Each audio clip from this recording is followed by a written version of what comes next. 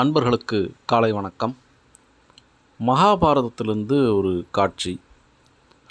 அப்போது குருட்சேத்திர போர் நடைபெற ஆரம்பிக்க போகுது. அந்த சமயத்தில் கண்ணன் கிட்ட உதவி கேட்கணும்னு சொல்லி துரியோதனனும் நினைக்கிறான், அர்ஜுனனும் நினைக்கிறான். ரெண்டு பேரும் அவர்கிட்டேருந்து ஏதாவது ஒரு உதவியை பெற்றோம்னா நம்ம ஜெயிச்சிடலாங்கிற ஒரு நம்பிக்கை இருக்குது. அதுக்காக கண்ணனை சந்திக்கிறதுக்கு நேரம் கேட்குறாங்க. கண்ணனும் ஒரு நேரத்தை சொல்லியிருக்காரு. சொல்லிவிட்டு அவர் படுத்து தூங்கிட்டுருக்காரு கண்ணன். அப்போது அங்கே வாசலில் காவலாளிகள் இருப்பாங்கள்ல, அவர்கிட்ட சொல்கிறாரு. இப்போது துரியோதனனும் அர்ஜுனனும் ரெண்டு பேரும் வருவாங்க. வரும்போது ரெண்டு பேரையும் உள்ளே வர வச்சு அங்கே ஆசனங்கள் இருக்குது, அதை சேர்லாம் இருக்குது, அங்கே உட்கார சொல்லுங்கள், நான் பார்த்துக்கிறேன் அவங்கள அப்படின்னு சொல்கிறாரு. அதே மாதிரி ரெண்டு பேரும் ஒரே நேரத்தில் வராங்க. காவலாளி கதவு திறந்து விட்டு இருக்கைகள் இருக்குது, நீங்கள் உட்காருங்க, அவர் உங்களை எழுந்து பார்க்குறேன்னு சொல்லிட்டாரு அப்படின்னு சொன்னாங்க. அந்த இருக்கைகள் எப்படி இருக்குன்னா, கண்ணன் படுத்துக்கிட்டு இருக்காரு. கண்ணனுடைய கால் அருகில் கொஞ்சம் தூரம் தள்ளி ஒரு இருக்கை இருக்குது. அவருடைய தலைக்கு பின்புறம் அந்த பக்கம் ஒரு இருக்கை இருக்குது. இந்த மாதிரி தான் வச்சுருக்காரு. துரியோதனுக்கு என்னென்னா, நம்ம போய் அவர் கால்கிட்ட உட்காரணுமா அப்படின்னு ஒரு சின்ன ஆணவம். அதனால் தாங்கிட்டு அங்கேயே நின்றுட்டான். ஆனால் அர்ஜுனனுக்கு அந்த தயக்கம் இல்லை. கால் அருகில் இருக்கிற ஆசனத்தில் போய் உட்காந்துட்டார். துரியோதனன் தலைக்கிட்ட இருக்கிற ஆசனத்தில் உட்காந்துட்டார். கண்ணன் தூங்கினார், எழுந்துட்டார். நாம் எப்போவுமே எழுந்துக்கும் போது பார்த்திங்கன்னா, கண்ணை திறந்தோம்னா என்ன தெரியும் அப்படின்னா, நம்ம கால் அருகில் இருக்கிற பொருள் தான் தெரியும். ஏன்னா கண் அங்கே தான் போகும். உடனே அர்ஜுனனை பார்க்குறாரு. பார்த்துட்டு, அடடா அர்ஜுனன் வந்திருக்கியா, சரி உனக்கு என்ன வேணும், எதுக்காக என்ன பார்க்க வந்த அப்படின்னா, இந்த மாதிரி இந்த போரில் நீங்கள் எங்கள் பக்கம்தான் இருக்கணும், அப்படி இருந்தீங்கன்னா தான் நாங்கள் ஜெயிக்க முடியும், எங்களுக்கு தான் நீங்கள் சப்போர்ட் பண்ணணும்னு சொல்லி கேட்குறோம். அதுக்கு என்ன ஆச்சு, தைரியம் தாராளமாக பண்ணிடலாமே, நான் உங்கள் பக்கமே இருக்கேன்னு சொல்லிடுறாரு. துரியோதனனுக்கு இதை கேட்ட உடனே கோபம்.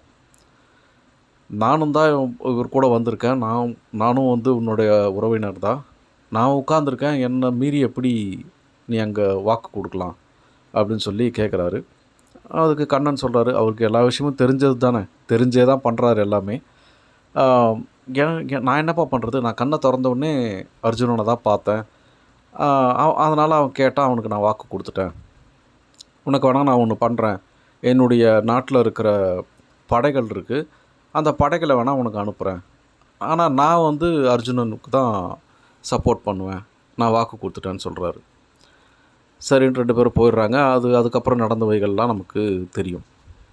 இதிலிருந்து ஒரு விஷயம் என்ன அப்படின்னா, ஒரு பெரியவரை, ஒரு அறிவார்ந்த பெரியவரை நாம் எப்பவுமே துணையாக வச்சுருக்கணும்.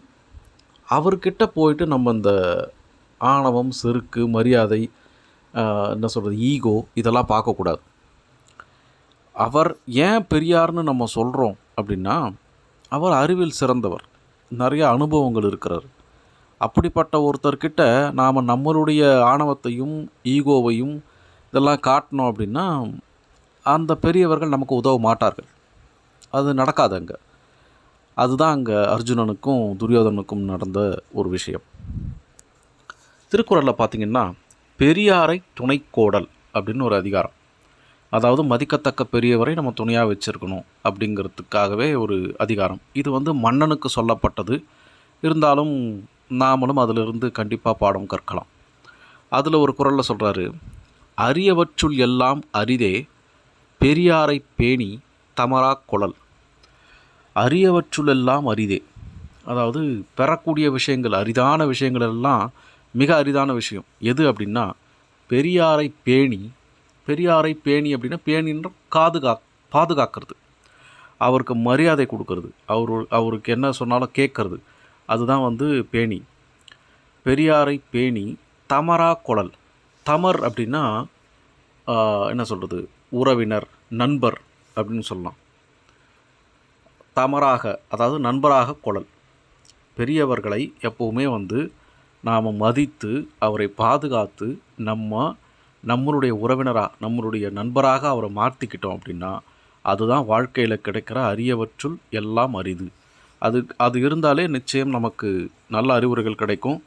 இக்கட்டான சமயத்தில் நமக்கு உதவி புரிவாங்க. நம்ம வாழ்க்கையில் வெற்றியும் பெறலாம். அதைத்தான் அங்கே அர்ஜுனன் செஞ்சார். அதனால் நம்மளுடைய திமிர், ஆணவம் இதெல்லாம் விட்டுட்டு நம்ம பெரியவர்களை மதித்தால் நிச்சயம் அவர்கள்கிட்டேருந்து நமக்கு நல்ல விஷயங்கள் கிடைக்கும். அரியவற்றுள் எல்லாம் அரிதே பெரியாரை பேணி தமராக் குழல். நாளைக்கு வேறு ஒரு குரல் மூலமாக சந்திக்கலாம். நன்றி. உங்கள் அன்பன் ஸ்ரீதரன்.